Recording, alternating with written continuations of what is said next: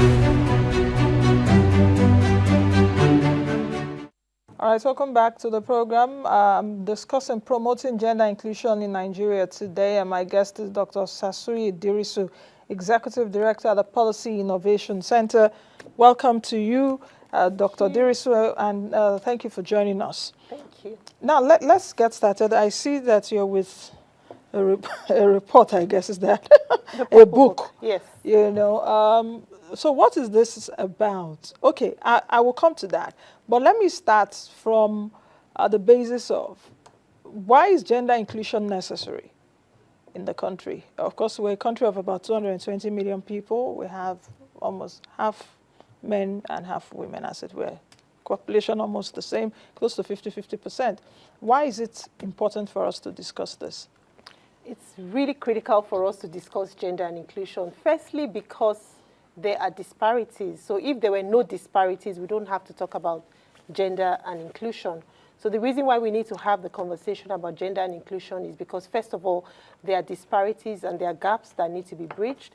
But also, the evidence is clear about the importance of building an inclusive society. So, for example, if you have a society where a segment of the population is excluded, you have a lot more inequalities, and then you have, challenges with, achieving the SDGs, even maximizing productivity, because everyone brings their important contribution to building advancing society. So women have their role, men have their role, people with disability have their role. But even if you take a step back and look at it from a rights-based perspective, it is the responsibility of governments to protect vulnerable groups. And one way to do that is ensuring that in building an inclusive society, we are looking at where gaps exist and ensuring that we're intentionally addressing those gaps. Now, what will a gender-inclusive society look like? So if we have a gender-inclusive society, first of all, one, we're able to bridge inequities, whether in access to services, access to productive assets, contribution to economic development, because everyone has a role to play. But then also, if you have a gender-inclusive society, this is a society where everyone has a chance to have access to education, access to basic human needs, and access to governance that responds not just to a certain class or segment of society, but carries everyone along to ensure that everyone has an opportunity to live a productive life. Mm. So what does your purple book cover? Because I see it's medium-sized, voluminous. This, I guess, will be an interesting read for me. Yes. So what does it cover, and why do you think it is, really significant at this point? And of course, PIC, Policy Innovation Center, is an arm of the NESG, isn't it? Okay, so tell me about it. So in 2022, we reflected on the need to have an all-inclusive platform for conversations about gender and inclusion to happen. So if we consider gender and inclusion a critical conversation that should not just have one-off, but a critical conversation we need to continuously have, then we have to have a platform to talk about it.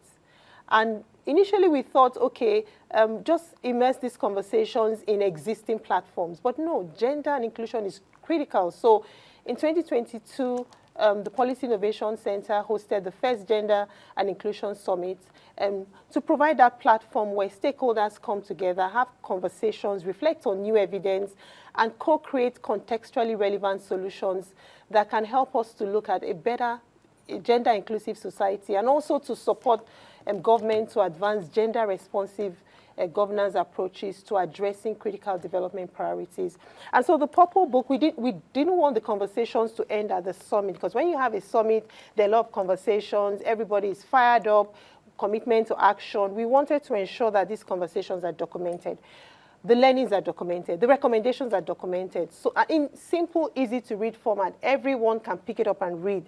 So that post-summit, we use the Purple Book as an advocacy tool, first of all, to ensure that conversations continue among stakeholders, but also a learning tool. So for example, we talked about safe campuses last year, we talked about livelihood and economic empowerment, so people can actually read.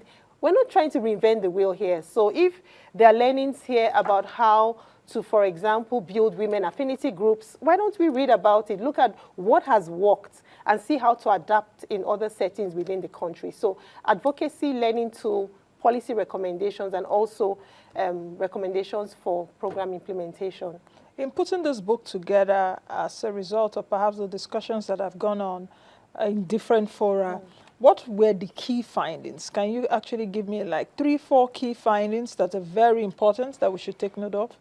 Okay, so, I mean, just highlighting a few important findings. One is that the patriarchy and social norms continue to limit opportunities, because last year, the theme of last year was building bridges, advancing gender and inclusion through the intersection of trade and health. So a few conversations that have come out of issues relating to access to financial and health services is still, you know, around social norms. So gender norms, social norms, and then the systemic underrepresentation of women in leadership. Sometimes you don't understand how critical this is, but when women are underrepresented in leadership, what that means is that policy making would also be shaped, you know, by one narrative, okay? And then another conversation that we had, very important conversation, is there's still lack of gender disaggregated data in decision-making spaces. So how do we make decisions about gender inclusion if we don't have the data that speaks to the evidence? And then we also talked about gaps in, you know, building inclusive food systems and also universal health coverage, all the issues around, you know, poor indices for maternal, neonatal, and child mortality. Now, this gender gaps now brings me to the question of how does Nigeria's gender gap impact our economic growth and development, like I mentioned at the beginning of the program, and what opportunities are we missing due to gender exclusion? Like you've talked about it now, where we're missing in key decision making organizations and all of that. Okay, very important. I'll take the agricultural sector, for example. We have, Nigeria has vast potential to be a very strong agricultural producing nation. Women make up about 70% of the informal sector, but also within the agri value chain, they play a very significant role. Yeah. But the role that women play is usually subsistence. They have no access to productive assets. So just really scratching the surface with really being able to achieve their potential, for example, in agriculture.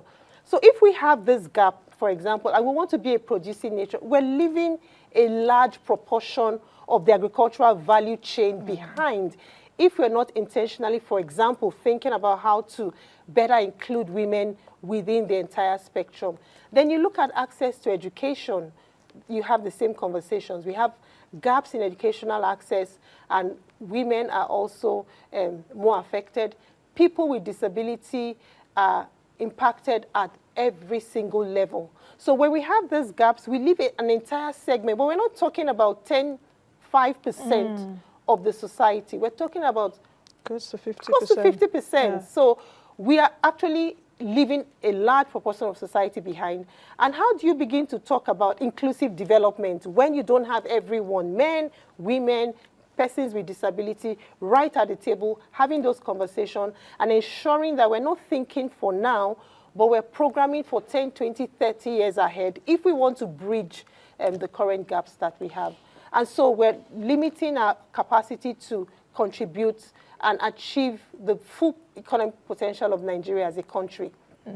Can you speak to me about some of the key policy recommendations outlined in this purple book? Of course, we've talked about the challenges. Yeah. Most of us know the challenges. Even if you ask, you know, a woman in a rural area, what does she need, as it were, she can actually articulate 1, 2, 3, 4, 5 things that she needs. She say, please give me capital. The land, I don't get access to them. My husband died, they don't allow me to, you know, all those kind of stuff. So, but what are the key policy recommendations?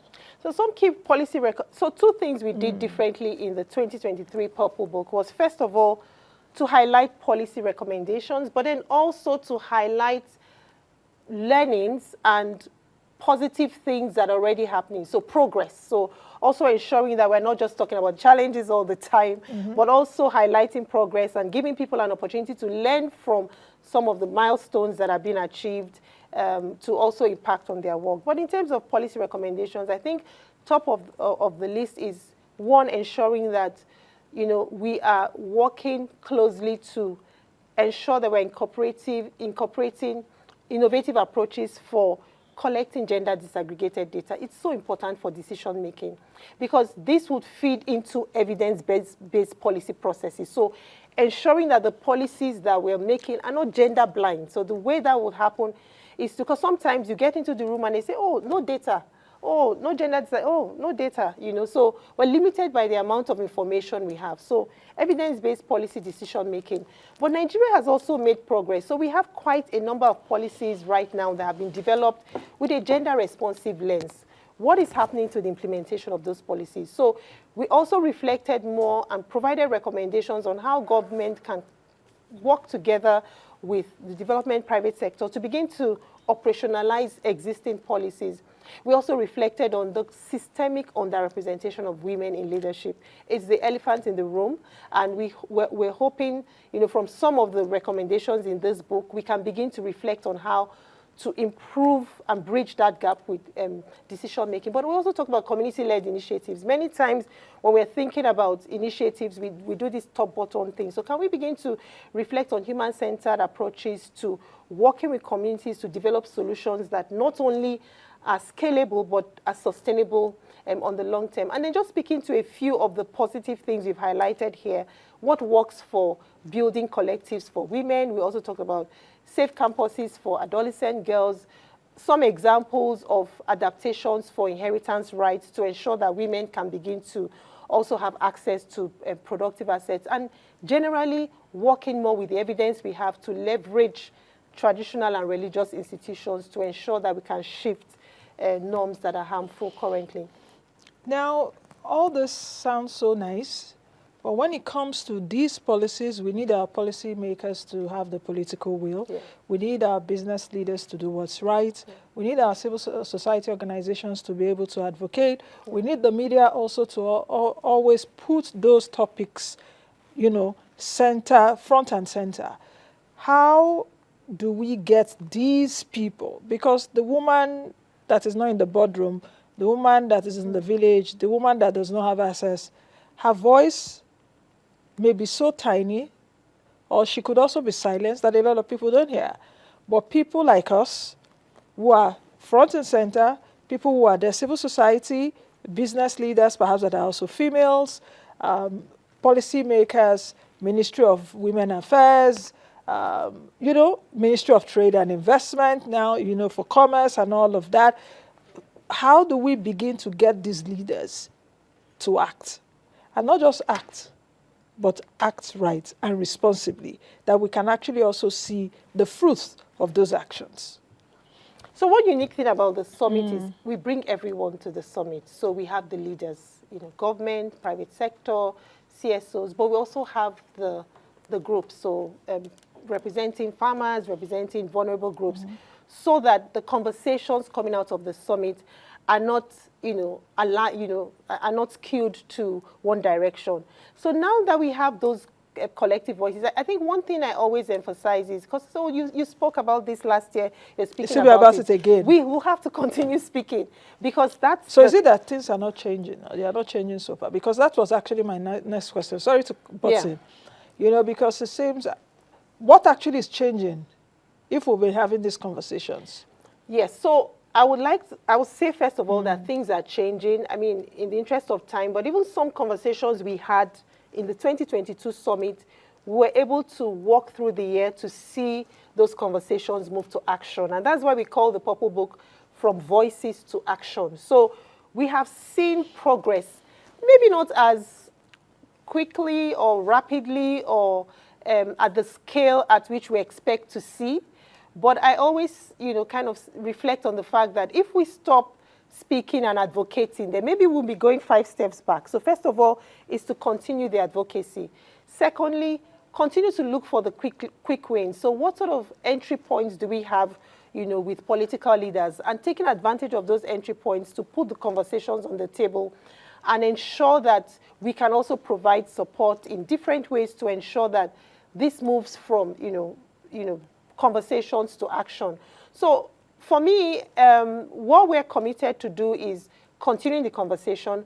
But as we continue the conversation, we strengthen advocacy with evidence, because sometimes we go into the room with conversations that don't really demonstrate what would work, or conversations that, if implemented, will just do 1 to 2 years and then we're back. So ensuring that we're putting the evidence on the table, ensuring that we have the right leaders listening, and ensuring that we see advocacy as a sustained commitment to moving conversations from voices to action.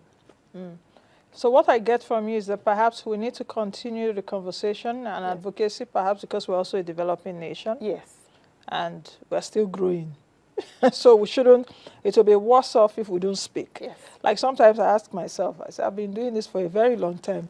I've been speaking about Nigeria economy, get better, but it seems the more I speak, the more it gets worse, or the leaders are not listening. But should I now resign to fate? Of course not. We should not resign to fate, because if we don't also speak, it will get worse, and they will really now take us for a ride. Now, that brings me to the next question. How do social norms and, cultural barriers challenge some of these positive actions that we really want to have? So what role do cultural and social norms play in perpetuating gender inequity, and how can we challenge those norms? I don't know if the Purple Book looked at it. That's one. And the second question is around, should we advocate for gender equality, or we should advocate for gender equity? I don't know if the Purple Book also looked at it, or if you guys discussed that. Can we really have, in the broader sense of it, gender equality, or should we be advocating for gender equity? Of course, I'm different from a man. I don't even want to be a man.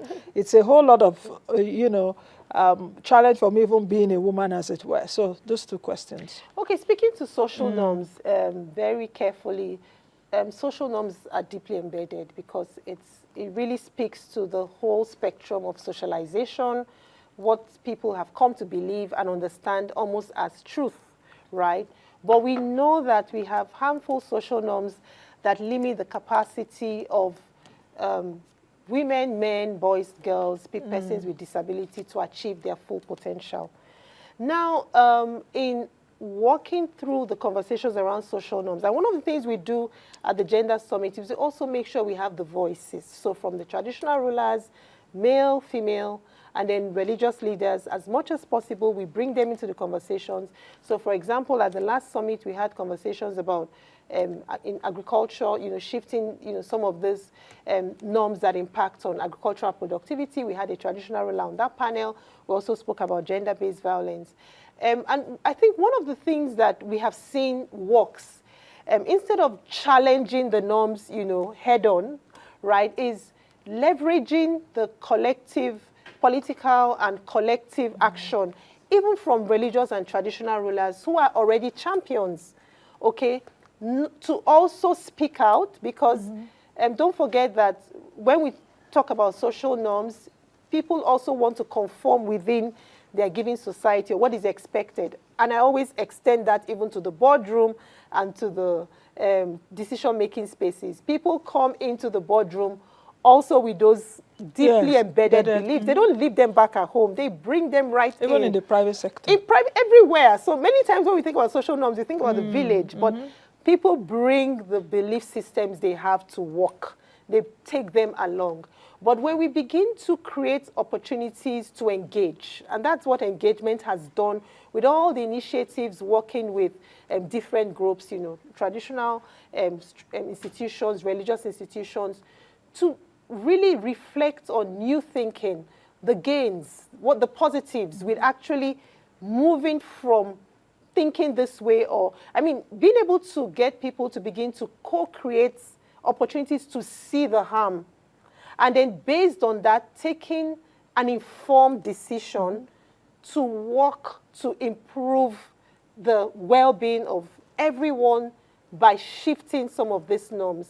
And that is what we think has worked. So using more innovative approaches that creates the reflection about the need for social change. And that's why conversations are important. And that's why it's important to have everyone at the table. And that's what has worked. And I'm hoping that as we keep reflecting on who can champion these conversations and really reflect, not more from that punitive abandonment point of view, but getting people to see the need to shift, and then having our leaders now champion the need for change, then we'll see a lot more. Then speaking to gender equality and gender equity, I think the simplest way to answer the question is what we're focused on right now is not even equality, because what we even want to see is equitable access to resources. So I'm a young 5-year-old girl in a village. I have equal access to go to school. Go to school, like the girl in the urban area. And not to say that my brother should go first. My brother should go, exactly, my brother should go first. So speaking from a right-based point of view, what are some of those basic rights that we should all have access to in terms of health services, access to education, access to assets, access to opportunities to air our views, amplify our voices? So let's even just stay at the conversation. We're talking about a very huge gender gap. Let's still just stay at the conversation of equity, where we're able to ensure that where people are, the basic needs, they have access to opportunities to live a productive life. So, for example, if a woman has access to land, she should be able to use it without some of these norms, for example, that will say, no, you're a woman, you can't use the land. Only a man can farm here, only a man can inherit here. Or even a single man cannot rent a house. I have a colleague in the office now who is going on about how she's been going around. It took her time to rent a property in Abuja just because, oh, you're single. The landlords don't want to. We don't want you. And majority, they are landlords, because you don't even see more landladies than you have more landlords exactly. than landladies. Exactly. So why do we see more landlords than landladies? It's Still also the same. access to productive capital. So now that brings me to the question of how can we engage men and boys in gender inclusion efforts that would also promote positive masculinity? Because this kind of issue that we've just raised, that as a single woman, it's not my fault that I'm not married. I can also decide that I don't want to get married. Is it by force? But if I have the money and I want to rent a home, I want to rent a house, you know where I'm working, you know that I can pay you as at when due. So what about it? So how do we now engage men and boys? And I'm bringing in boys because there's also the issue of perhaps rape of young girls or even school bullying like we've seen and all of that. How do we now begin to, engage them in discussions that will promote positive masculinity? That you promoting me does not make you less of a man. Good question. So first of all, male engagement at all levels is critical to any conversation about gender and inclusion. It's almost impossible. I mean, who are you if you don't bring everyone to the table? Who are you having the conversation? So it's not like, oh, women sitting down to have conversations about inclusion. No, everyone has to be on the table. And the evidence is clear that it makes the difference, whether for joint household decision-making, improving the policy, creating a policy-enabling environment, ensuring that girls have safe access to schools, but also ensuring that we're carrying boys, like you said, socializing boys to become the adults that we want them to see. I'll say boys are not found in the kitchen anymore. Exactly. That girls are known to cook. So if you see your boy in the kitchen, leave the kitchen is for girls. Yeah. Now we're having a lot of male chefs. Exactly. And yes, and even in fashion everywhere. Male hairdressers. Exactly. Nail techs and all that. Yes.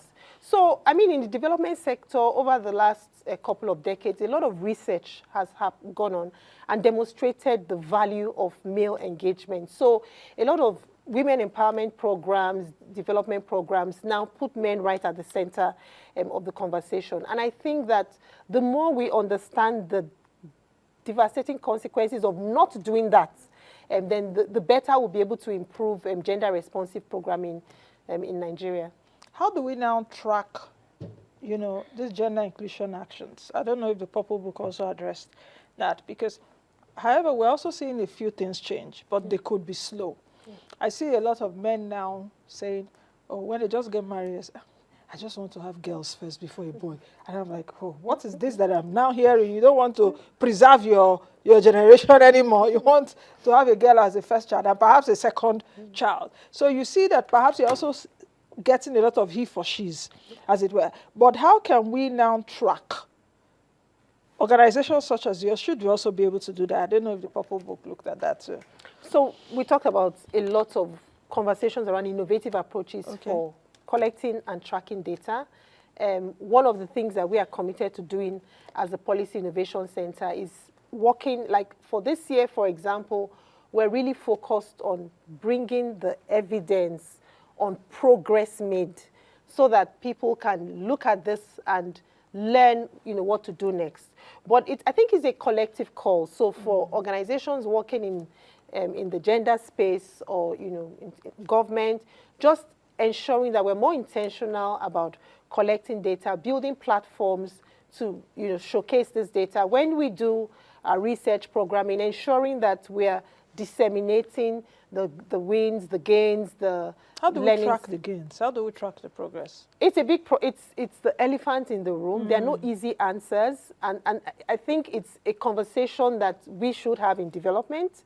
But then also private sector does a lot of, like the banks, for example, do a lot of products for women, gender responsive products. So I think maybe it's a conversation that we should also begin to mainstream and ensure that everybody needs to understand that if we're making progress and we're not reporting it, then it looks like we're going 10 steps. So taking that as a collective responsibility to ensure that we're having conversations about progress, but also demonstrating where the data is so that everyone can, take advantage of that and learn.